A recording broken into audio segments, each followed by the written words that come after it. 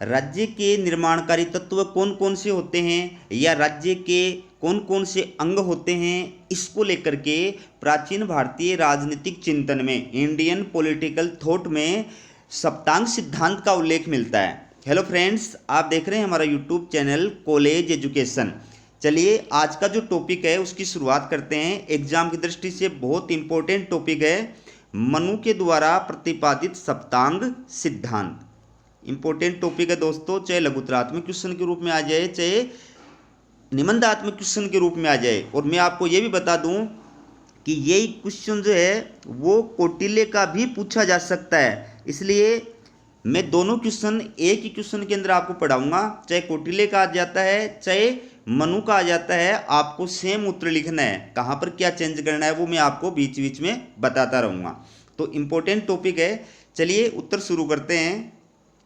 प्राचीन भारत के राजनीतिक चिंतन में राज्य के 7 अंगों या घटकों के सिद्धांत का प्रतिपादन किया गया है। मनु ने भी अपनी प्रसिद्ध ग्रंथ मनुस्मृति में राज्य के सावयव स्वरूप का वर्णन करते हुए राज्य के 7 निर्माणकारी तत्वों का उल्लेख किया है, जिन्हें प्रकृति की संज्ञा दी गई है। तो दोस्तों, जो प्राचीन भारतीय राजनीतिक चिंतन है उसमें राज्य के 7 अंग बताए गए हैं या 7 घटक बताए गए हैं, और उसको क्या नाम दिया गया है? सप्तांग सिद्धांत। सप्त प्लस अंग यानी 7 अंग। ठीक है, तो मनुस्मृति के अंदर मनु ने और अर्थशास्त्र के अंदर कौटिल्य ने राज्य के 7 अंगों का उल्लेख किया है, 7 निर्माणकारी तत्व बताए हैं, और राज्य का सावयव स्वरूप जो है, सावयव स्वरूप, इसका वर्णन किया गया है। अब ये सावयव स्वरूप क्या होता है मैं थोड़ा आगे बताऊंगा आपको। तो दोस्तों, जो पश्चिमी राजनीतिक चिंतन है उसके अंदर या फिर आधुनिक समय का जो राजनीतिक चिंतन है उसके अंदर राज्य के निर्माणकारी जो तत्व बताए गए हैं वो 4 बताए गए हैं। कौन कौन से? जनसंख्या, एक निश्चित भूमि, ठीक है, एक सरकार और एक संप्रभुता। ये 4 तत्व बताए गए हैं, जनसंख्या, निश्चित भूमि, सरकार और संप्रभुता। लेकिन जो प्राचीन भारतीय राजनीतिक चिंतन है उसमें राज्य के निर्माणकारी जो तत्व बताए गए हैं वो 7 बताए गए हैं और उनको सप्तांग सिद्धांत की संज्ञा दी गई है। आगे देखिए, अब है कि मैंने अभी आपको बताया था कि सावयव स्वरूप, राज्य का सावयव स्वरूप ये क्या है। देखिए, प्राचीन भारतीय राजनीतिक चिंतन में या फिर मनु का नाम बोल दो चाहे कौटिल्य का नाम बोल दो, उन्होंने राज्य के सावयव स्वरूप का उल्लेख किया है और ये कहा है कि जिस प्रकार से मानव शरीर होता है और मानव शरीर का जो केंद्र होता है, प्रमुख होता है, वो मस्तिष्क होता है, और बाकी जो है इसके अलग अलग अंग होते हैं, हाथ, पैर, आँख, नाक, कान, मुँह है, ठीक है, ये सब इसके पार्ट हैं, अंग हैं। ठीक है, तो उसी प्रकार से राज्य भी मानव शरीरधारी प्राणी के समान एक शरीरधारी प्राणी है जिसका निर्माण अलग अलग अंगों से हुआ है, जिनको प्रकृति की संज्ञा दी है, राज्य की प्रकृतियां। और राज्य के कितने अंग बताए गए हैं? 7 अंग बताए गए हैं। स्वामी, मंत्री, पुर, राष्ट्र, कोष, दंड और मित्र। चाहे कौटिल्य का है चाहे मनु का है, आपको ऐसे ही उत्तर लिखना है। ठीक है, तो जैसे शरीर का संचालन मस्तिष्क करता है वैसे ही राज्य का संचालन स्वामी के द्वारा यानी राजा के द्वारा किया जाता है। आगे देखिए, फिर इसके बाद है मनुस्मृति में राज्य की 7 प्रकृतियां यानी अंग या घटक माने गए हैं। स्वामी, मंत्री, पुर, कोष, राष्ट्र, दंड और मित्र। अब यहाँ पर अगर कौटिल्य का उत्तर आता है तो आपको मनुस्मृति के स्थान पर अर्थशास्त्र लिख देना है, पहली बात ये। दूसरा, चाहे आप स्वामी लिख दो तो भी कोई दिक्कत नहीं है, या फिर आप स्वामी के स्थान पर राजा शब्द का प्रयोग करना, ठीक है। और मंत्री के स्थान पर आपको अमात्य शब्द का प्रयोग करना है। अमात्य का मतलब भी मंत्री ही होता है, ठीक है। और राष्ट्र के स्थान पर आपको जनपद शब्द का प्रयोग करना है, जनपद। बस सिर्फ ये 3 नाम जो है इनको चेंज करके लिखना है, बाकी वर्णन जो है वो सेम लिखना है। कौटिल्य का आता है तो कौटिल्य लिखना है और फिर मनुस्मृति की जगह शास्त्र कर देना है बस, और बाकी सेम टू सेम पॉइंट आएंगे, सेम टू सेम वर्णन आएगा। ठीक है, तो देखिए आगे, मनु के अनुसार राजा या राज्य की इन सभी प्रकृतियों में विशिष्ट और सर्वोच्च स्थान रखता है, वह इन सभी में प्रधान होता है, वह राज्य रूपी शरीर का मस्तिष्क होता है। अब देखिए, राज्य के जो 7 अंग है वो पहला है स्वामी। तो जैसे मैंने अभी आपको बताया कि अगर कौटिल्य का क्वेश्चन आता है तो आपको क्या लिखना है, राजा लिखना है। स्वामी के स्थान पे क्या लिखना है, राजा लिखना है। ठीक है, देखिए वर्णन वही लिखना है। मनु का आ गया तो मनु लिखना है, और कौटिल्य आ गया तो यहाँ पर कौटिल्य लिख देना है। मनु ने राजा के लिए स्वामी शब्द का प्रयोग किया है, जिसका आशय यह है कि राज्य की समस्त व्यवस्था में राजा को सर्वोच्च स्थिति प्राप्त है और उसके बिना राज्य की कल्पना भी नहीं की जा सकती है। नैतिक गुणों, प्रशासनिक क्षमता तथा दायित्वों के प्रति निष्ठा से युक्त राजा को मनु ने राज्य के लिए आवश्यक माना है, क्योंकि शासक पर शासन संचालन एवं प्रजाहित तथा प्रजा कल्याण की महत्वपूर्ण जिम्मेदारी होती है।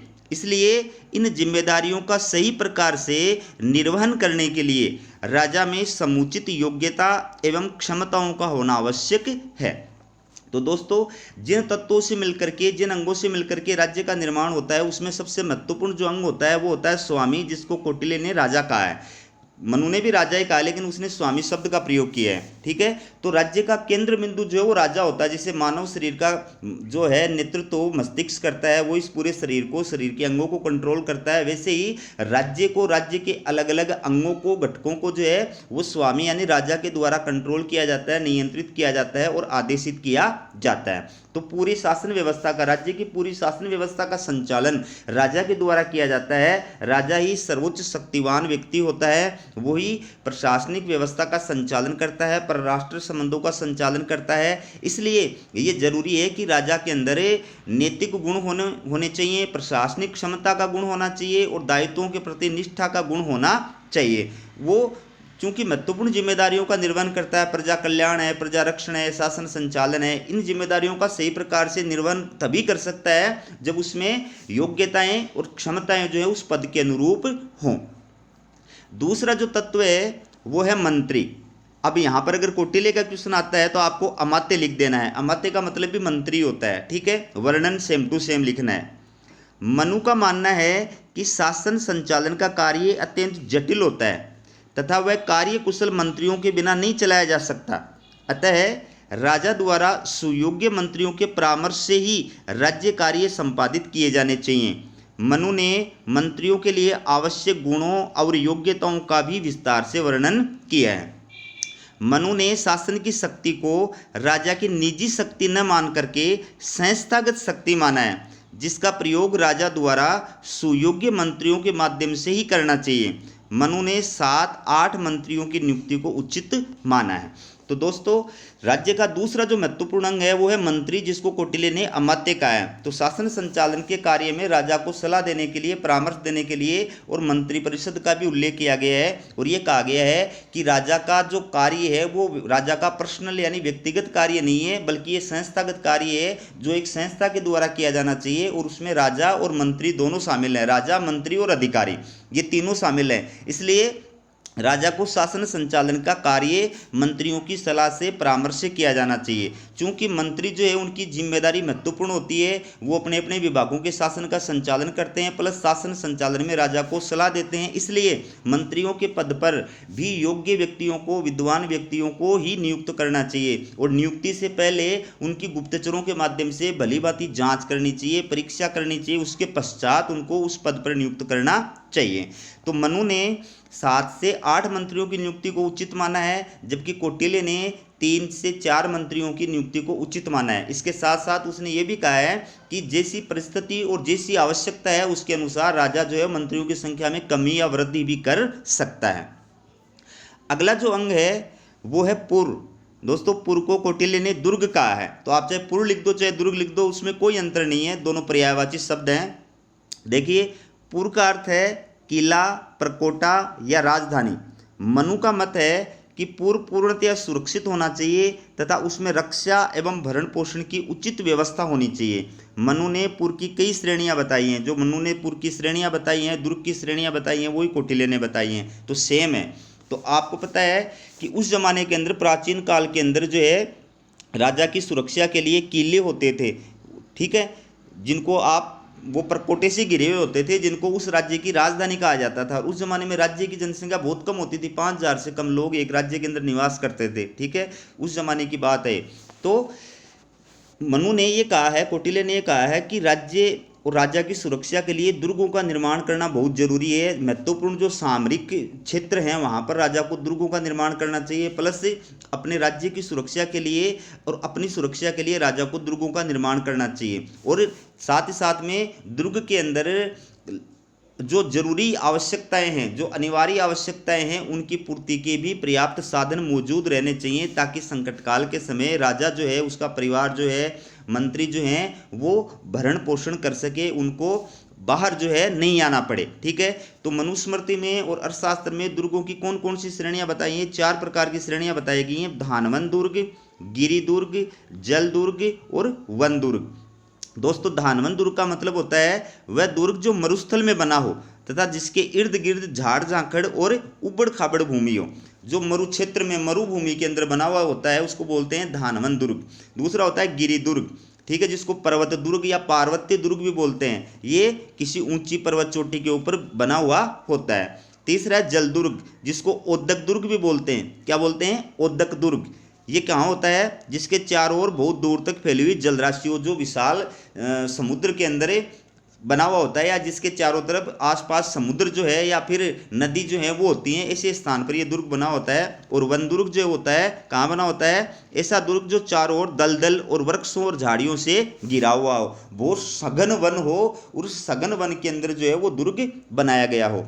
तो दोस्तों, प्राचीन काल के अंदर राजा अपनी सुरक्षा के लिए और इस प्रकार के दुर्गों का निर्माण करता था। पर्वतों की चोटियों के ऊपर दुर्ग बनाता था, मरुस्थल के अंदर दुर्ग बनाता था, सघन वन के अंदर दुर्ग बनाता था, नदियों के बीच में जो है वो दुर्ग बनाने का कार्य करता था, ताकि संकट काल के अंदर राजा वहाँ पर शरण ले सके और अपनी सुरक्षा कर सके। क्योंकि उस जमाने में राजा की पराजय मतलब राज्य की पराजय मानी जाती थी। फिर अगला जो अंग है राज्य का, वो है राष्ट्र, और इसको कौटिल्य ने जनपद कहा है। तो कौटिल्य का क्वेश्चन आता है अगर, तो आपको 4 नंबर का पॉइंट क्या लिखना है? जनपद लिखना है। ठीक है, देखिए, राष्ट्र का अर्थ है पुर के अलावा राज्य का शेष प्रदेश। पुर यानी राजधानी के अलावा राज्य का शेष प्रदेश। ठीक है, एक तो जो गढ़ होता था, महल होता था, उस जमाने के अंदर किला होता था, जिसमें राजा महाराजा, रानी रानियाँ, उनके दास दासियाँ, मंत्री वगैरह वो रहते थे, अधिकारी वगैरह रहते थे। उसके बाहर जो आम पब्लिक रहती थी, आम जनता रहती थी। ठीक है, तो उन दोनों को मिला करके कमांड क्या कहा है? राष्ट्र या जनपद कहा है।